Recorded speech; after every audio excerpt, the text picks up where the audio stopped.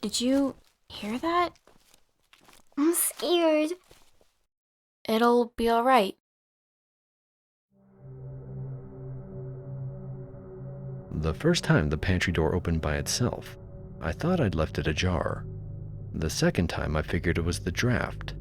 By the third time I stopped making excuses. We'd only been in the house for a few weeks.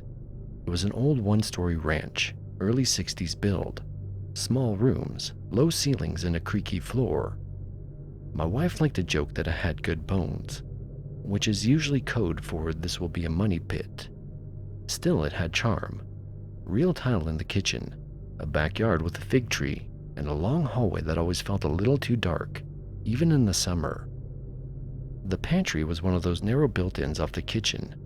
Just 3 shelves and a door that clicked shut with a metal latch. No lock, but once it latched, it stayed closed. I remember hearing it the first time while I was working from home. Just a soft creak. I looked up and there it was, door wide open. I was sure I'd closed it that morning. I even remember the sound it made when it latched. But whatever, I closed it again and moved on. That became a small routine. Pantry open, I'd shut it. Sometimes in the middle of the day, sometimes at night. No signs of forced movement, no pests, no warped wood. I checked the frame, checked the hinges. They were all plumb. My wife didn't notice at first. She usually left early and got back late. When I finally pointed it out, she just shrugged. You probably forgot you opened it. I do that all the time. But I hadn't opened it. And after that, I started paying closer attention. I made a point of closing it every night before bed, latched, tugged on it to be sure.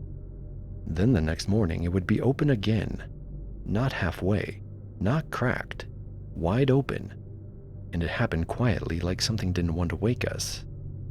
One night I decided to stay up. I set up a folding chair in the hallway, just far enough to keep it in view without staring directly. Left the lights off, just the faint glow from the microwave clock to see by. Midnight passed, then 1, then 2. Nothing.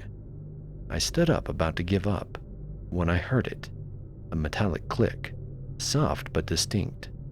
I turned toward the kitchen just in time to see the pantry door slowly ease itself open. Not violently, no sound of wind or pressure, just moving. I turned on the light, no one there, of course. I checked the air vents, the windows, and the thermostat. Everything was normal. I didn't tell my wife that part. Instead, I rigged a small wedge and jammed it under the pantry door, tight enough to hold it in place. I even taped the latch so it couldn't possibly release. In the morning, the wedge was across the room, not moved, not kicked, but thrown, and the door was open again.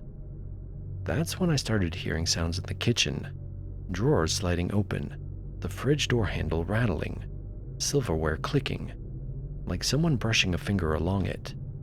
Never during the day, always between 2 and 4 a.m. One time I woke up to the sound of running water, went to the kitchen and found the sink trickling, handle turned just enough to keep a slow stream going. We started keeping lights on overnight, night lights, the range hood, even the hallway light. It didn't stop. Things began disappearing, small things, a set of measuring spoons, my wife's water bottle, a glass bowl, and a box of pasta. All items I'd seen that same week. Gone, not misplaced, but vanished. We had a brief tense fight about it. She accused me of being forgetful. I asked her if she was sleepwalking. Neither of us really believed the other, and I don't think either of us wanted to say what we were both starting to feel. One morning I opened the pantry and found the bowl again, only it wasn't on the shelf. It was on the floor, centered, sitting perfectly in the middle. Inside it, piled neatly, were the spoons, the pasta, and the water bowl, like someone had been collecting them, arranging them, like a child playing kitchen. My wife saw it too. She didn't say anything, just walked out of the room. That night, we shut the pantry and stacked a dining chair in front of it. The chair was heavy wood with a full back. I pushed it until the legs wedged tightly against the floor. At 3:17 a.m., we heard it crash over. I didn't get up right away. I couldn't. I just lay there, heart pounding, staring at the bedroom ceiling. In the morning, the chair was on its side. The pantry door was wide open. Inside was empty. Everything we'd found the day before was gone. We didn't talk about it over breakfast. We moved slower, quieter, like we didn't want to wake something. The final night we spent in the house, I unplugged the microwave, the coffee maker, every appliance with a cord. I closed the pantry and nailed the door shut, using 2-inch finishing nails all around the edge. It stayed shut until 3:04 a.m., when we heard it creak open again. We didn't go check. We left before sunrise. We've talked about calling a priest, but we don't even know if they'd come out. We're not sure what to do anymore.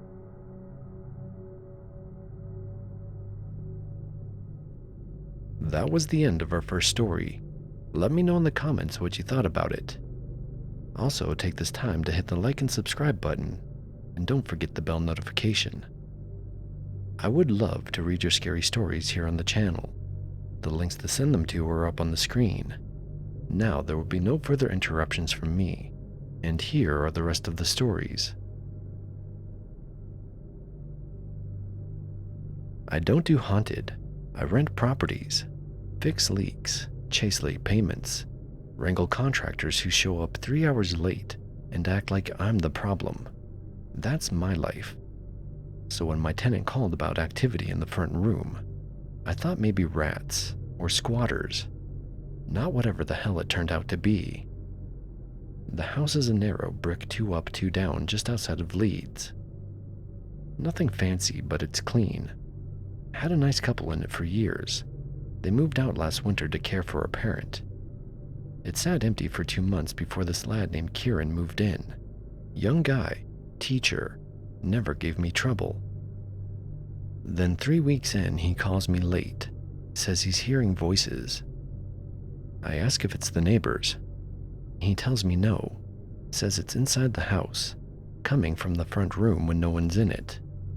Whispering, sometimes humming. Once a knock on the wall like it was inside the plaster.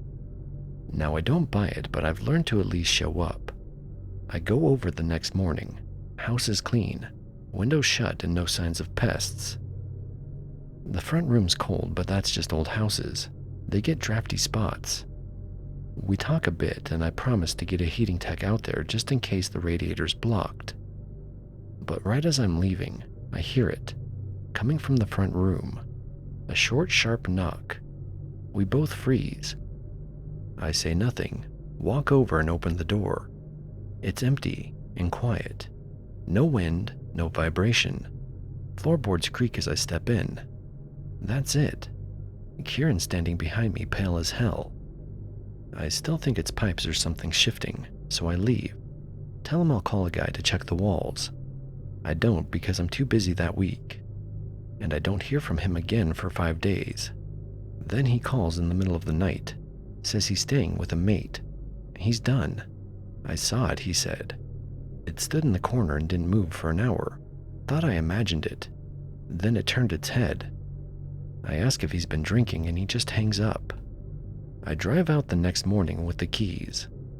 The place looks fine from the outside, inside too, except the front room.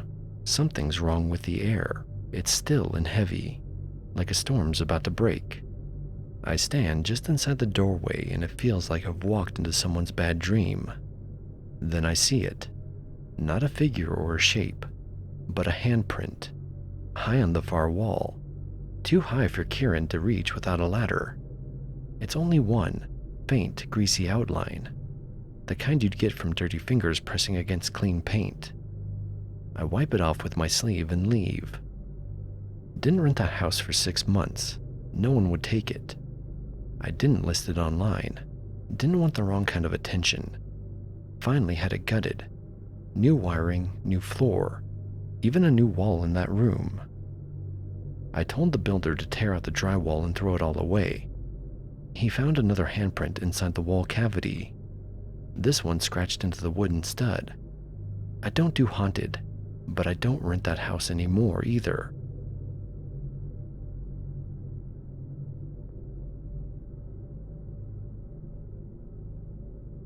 There was always something off about the basement. Not spooky exactly, just cold in a way that didn't feel normal, like the kind of cold that sinks into your bones and hangs there. I figured it was just poor insulation.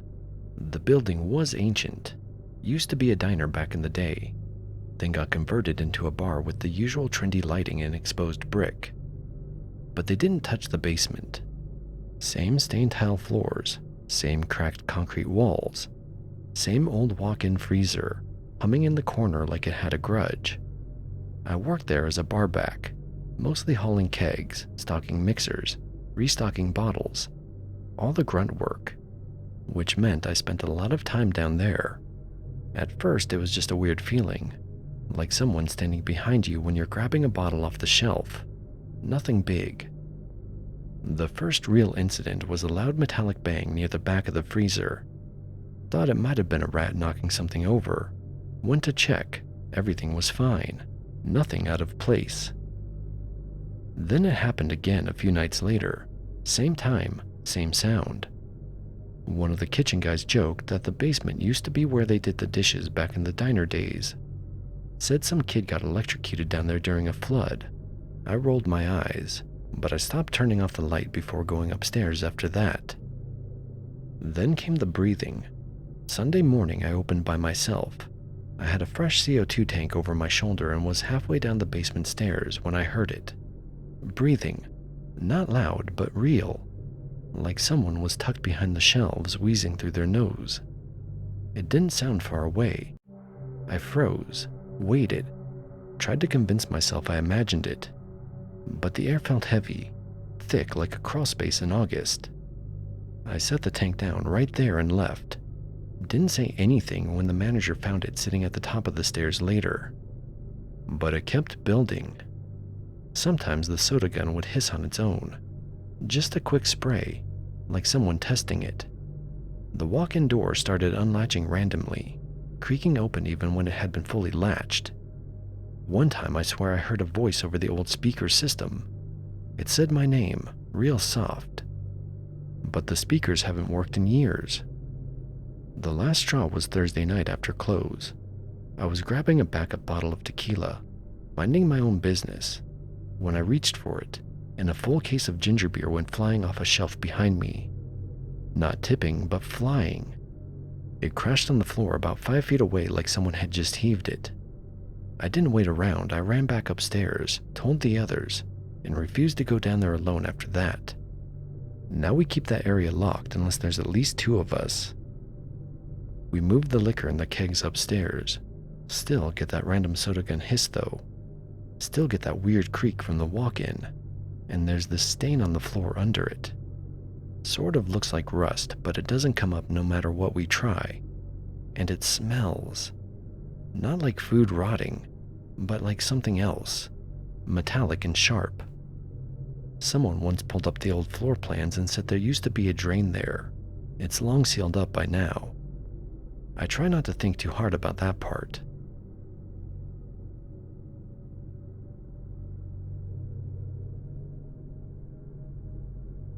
I didn't think twice about the doll when we first brought it home.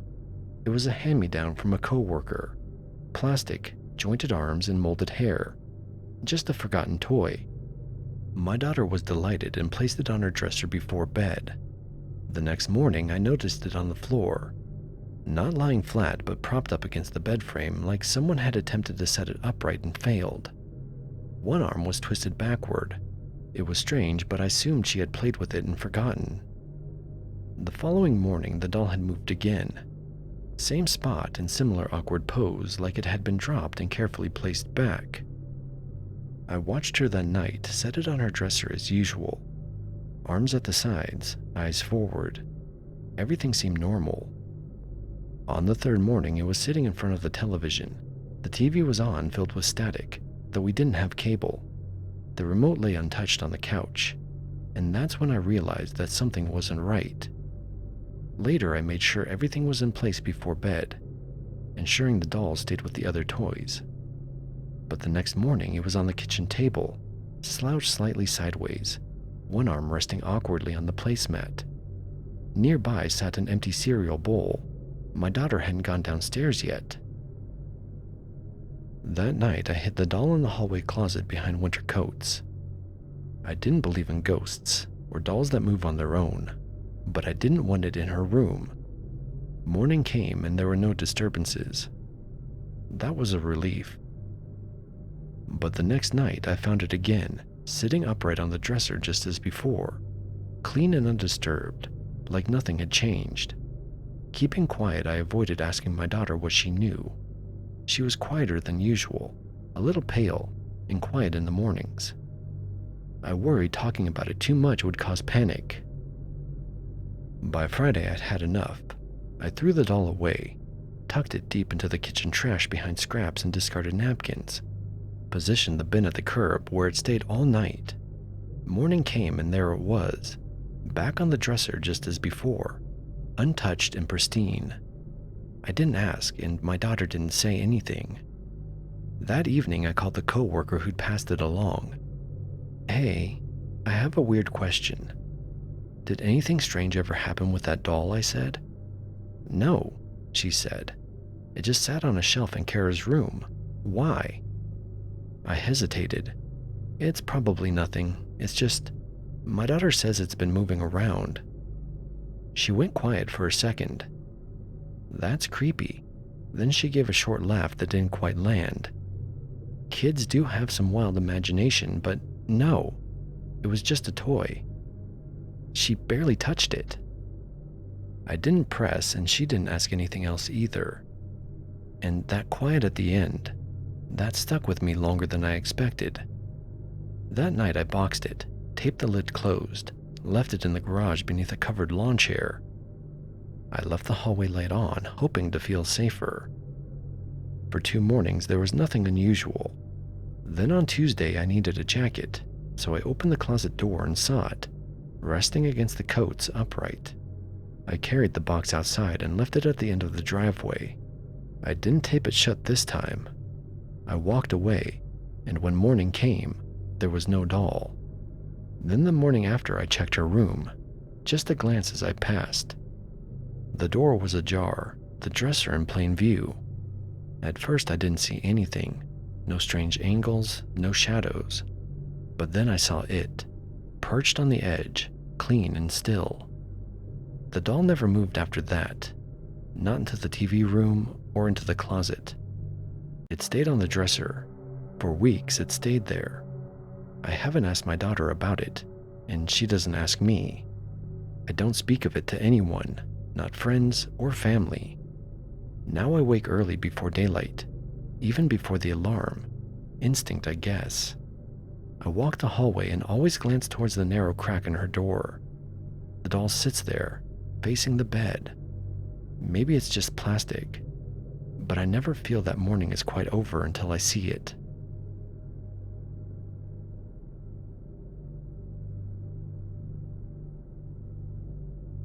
I don't know when the nightlight first started turning on by itself. It was one of those small plug-ins, shaped like a sleeping bear, with a dim blue glow meant to soothe newborns. I bought it during a 3 a.m. panic scroll while I was still pregnant, trying to trick my own nerves into thinking I was prepared. When we brought Eva home from the hospital, it was just another object in a room full of soft blankets and quiet machines. It stayed off most nights. She slept well for a newborn, and I didn't want too much light in the room, just enough to see her face when I peeked in. The first time I noticed it on, I blamed myself. I must have turned it on without thinking during one of those late-night feedings. I unplugged it, thinking nothing of it. A few nights later, it was on again, still plugged in, still working. The glow filling the corner of her nursery with that same soft blue, like a shallow pool of light on the carpet.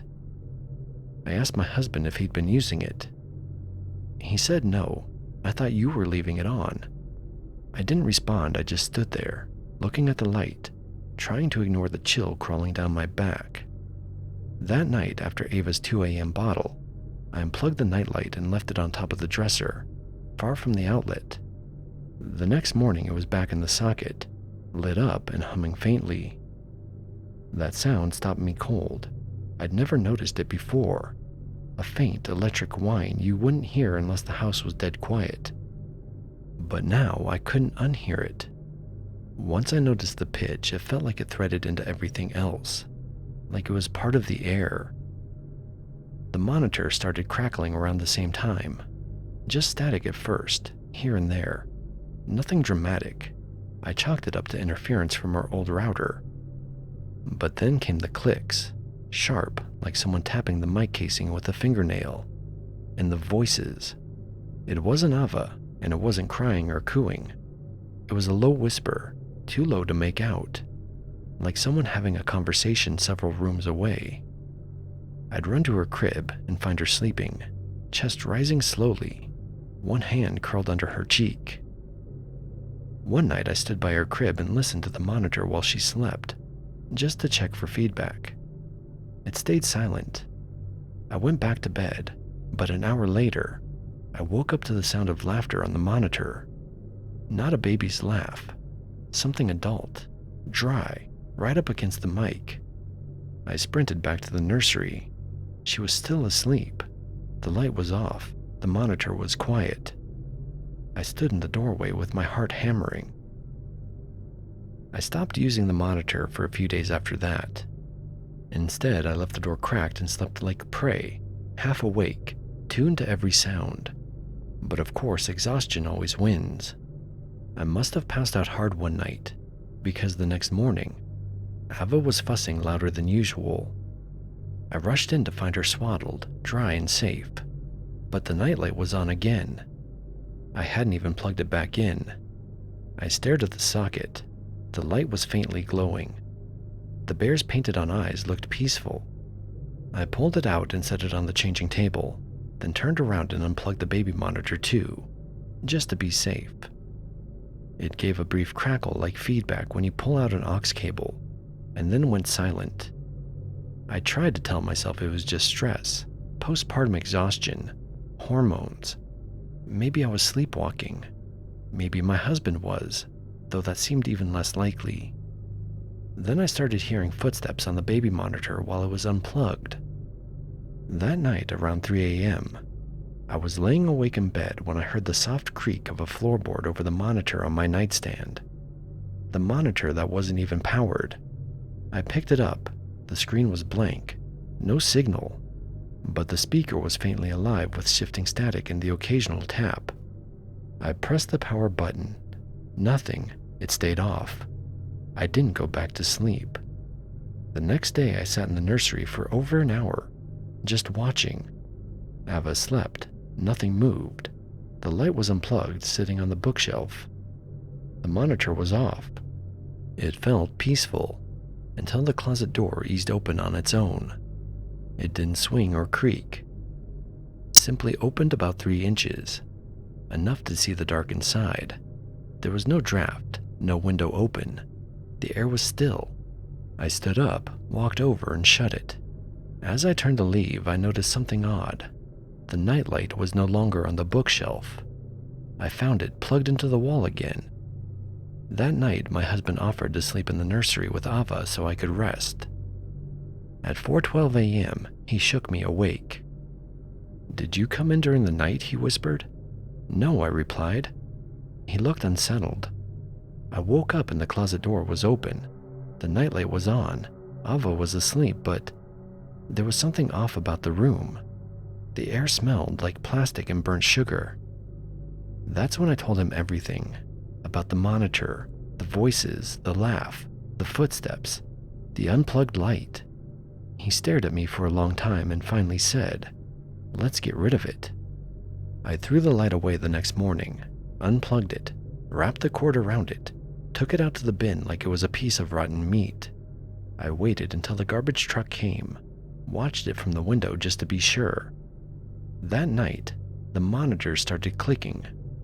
Once at first, like a tap against plastic, then static, then nothing else. Around 2 a.m. it came back, hissing, a quiet pop, then a voice, not words, just a breathy murmur, like someone trying to form syllables in their throat. Ava stirred but didn't cry, just that newborn flinch, a jerk in her arms. I turned the monitor off, left it on the dresser and went back to bed. But I didn't sleep a wink. In the morning, we packed a bag and went to stay with my sister for a few nights. I told her Ava was teething and we needed a change of pace. That was a lie, but what else could we say? We ended up going back to the house a week later. I bought a new monitor and threw the old one out. Nothing strange has happened since then.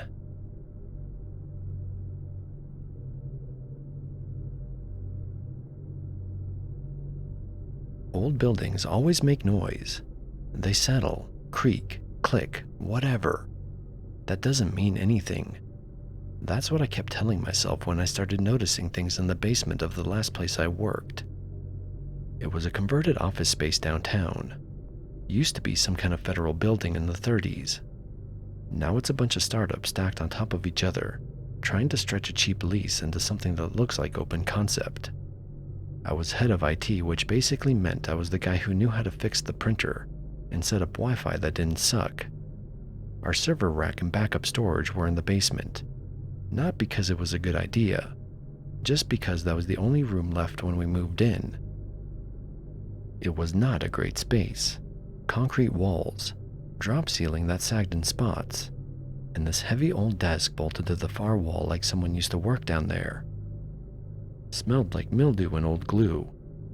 Even with the dehumidifier running 24/7, you'd still catch that sour, plasticky scent in the back of your throat if you stayed too long. The lights were motion sensor fluorescents, but they'd flicker when you'd walk in. Always delayed, always offbeat, like they were trying to decide whether you were really there or not. I didn't like going down there alone. Never told anyone that, of course. Grown man, IT guy, doesn't believe in ghosts. Still doesn't, but something wasn't right. The first thing I noticed was that the temperature was always colder down there. Not just cool, more like walking into a freezer cold. Enough that you'd even see your breath if you stayed still. I figured it was a bad duct or maybe something in the foundation, but it never warmed up, even in the summer. Then I started hearing footsteps. This place was solid concrete. You could hear people coming a mile away, but I'd be standing at the rack, checking drives or swapping cables, and I'd swear I hear someone walking behind me. I'd turn, but nobody would be there.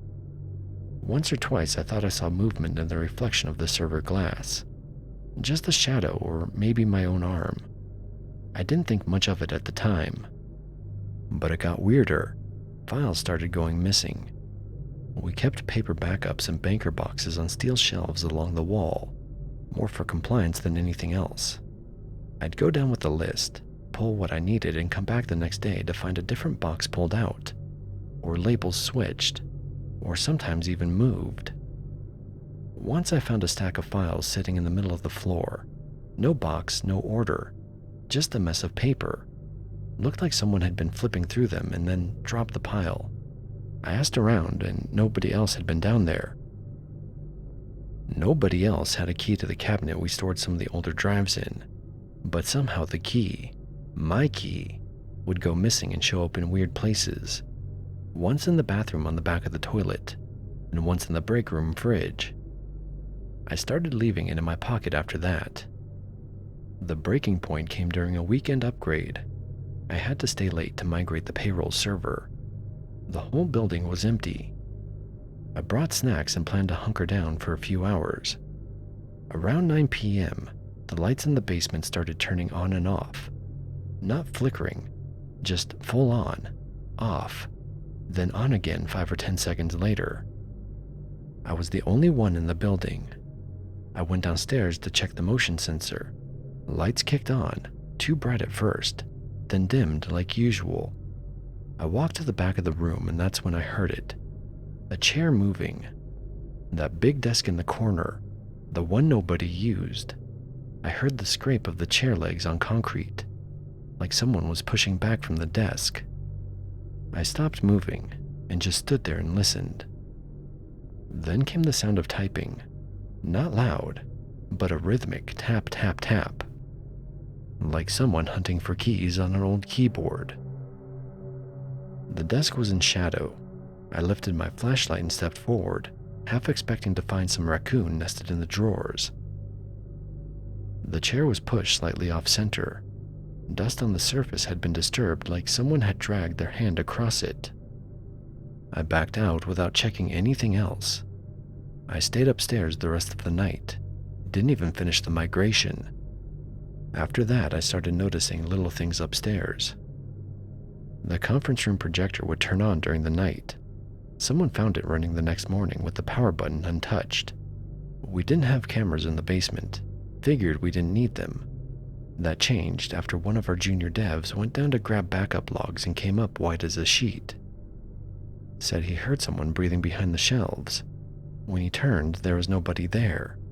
I checked the logs. He was down there for less than 90 seconds. But he said it felt like hours. I never saw anything full on. Just shapes, shadows, cold air that didn't move right. The last thing that happened to me was about a week before I left. I'd been thinking about quitting for a while. Nothing to do with ghosts, just burnt out. But I went down to the basement one last time to grab a box of client archives.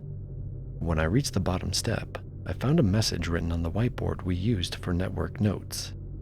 4 words, big block letters, fresh marker. You are still here. Nobody admitted to writing it. The guy who replaced me swears he's never seen anything weird down there. Maybe they got what they wanted.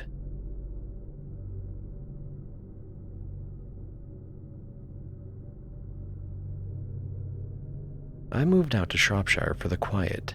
I'd had a string of sleepless years in London. Deadlines, sirens, upstairs neighbors with a child who never seemed to stop jumping.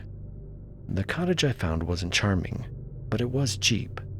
Pale stone, slate roof, 1.5 bedrooms, wood floors that had gone concave with age. The estate agent called it cozy. It was a little too close to the woods, and a little too far from the nearest pub, but I didn't care. I wanted silence, and I got it, at first. The noises started around the 3rd week. I chalked it up to the plumbing. The radiators had a mind of their own, snapping and hissing as if they were still adjusting to being used again after years of dormancy. At night, I'd hear light knocks and clicks I couldn't place. Occasionally, a creak too close to the bed. But it was an old house. That's just what they do. The cupboard under the stairs was sealed shut when I moved in. Painted over, in fact. A thin coat, but deliberate. I assumed it was just a musty void full of cobwebs.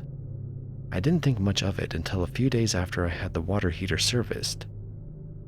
The plumber had to bleed the lines. He was in and out in an hour, whistling to himself, carrying his tools in an old blue bucket. After he left, the house felt colder, not just in temperature, more like I'd disturbed something.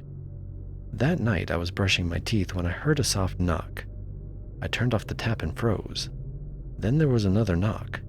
Not the door, but the wall. 3 soft taps from beneath the stairs. I didn't check. I didn't move. I went to bed, and the next morning I told myself it was old pipes again. Maybe air in the system, maybe the floorboard settling. But I stopped walking past the cupboard. I would step around it, even if it meant an awkward shuffle to the stairs. By the end of the week, I started hearing the tapping during the day. 3 knocks, always soft, always spaced the same. I ignored it as best I could.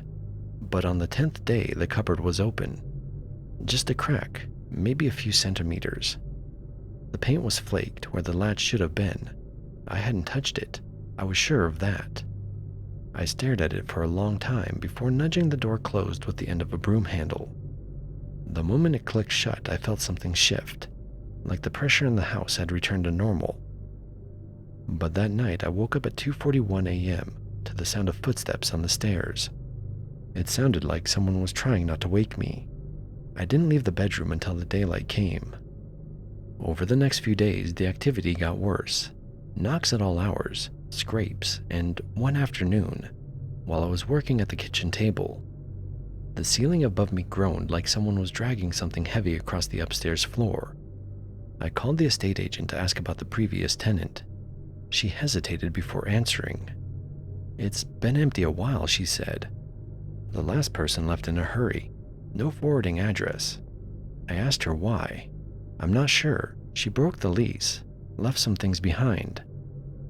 She didn't elaborate any further. That night, I sat on the bottom step of the stairs and stared across the hallway. The cupboard was under the stairs, tucked into the wall like a sealed-off closet. From where I sat, I could just make out the outline of the panel in the dim light. Nothing moved, but the air felt heavier the longer I watched it, like the house was pushing down on me. I didn't open it. 4 nights passed after that. Then, sometime before the dawn on the 5th, I heard a thud from right behind the stairs. That was it. I packed a bag and left for my friend Martin's place in Bridgenorth. When I returned 3 days later, I half expected the house to feel different. Empty, normal, but nothing changed. The air was still thick, still charged. I tried to ignore it. I focused on cleaning, cooking, doing anything to distract myself. For a while I thought it was working, until one night I came down the stairs and found every cabinet door in the kitchen open. Nothing missing, nothing broken, just open. The cupboard under the stairs too, wide open this time. Inside was nothing but a dark, shallow crawl space with a dirt floor. That's when I called in a local contractor to have it sealed properly. Reinforced from the inside, new plaster, new trim, fresh paint. I paid extra for soundproofing. I just wanted the house to be quiet again. And it was, for 2 weeks. Then the knocks started again. But this time they didn't come from the cupboard. They came from the attic. At this point, I don't know what I'm going to do. But I can't keep living like this.